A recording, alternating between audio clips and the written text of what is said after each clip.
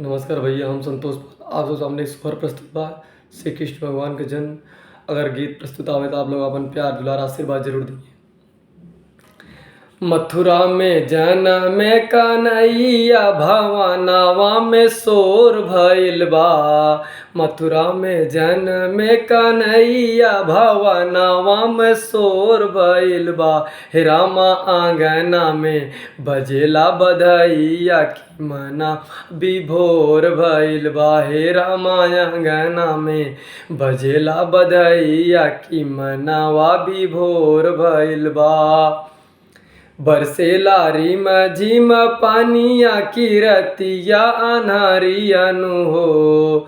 बरसेला रिम झिम पानिया की रतिया अन्हरियनु हो। हे रामा भादव में अष्टमी के दिन तली हले जनमवा न हो। हे रामा भादव में अष्टमी के दिन तली हले जनमवा न हो। हे रामा आंगना में बजेला बधैया की मनवा विभोर भइल हो। मथुरा में जनम कन्हैया की मनवा में शोर भइल बा। मथुरा में जनम कन्हैया भवनवा में शोर भइल बा।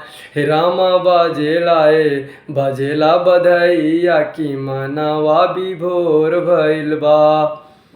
नंद बाबा के अंगनावा में खुशियाँ सब मनावैनो हो।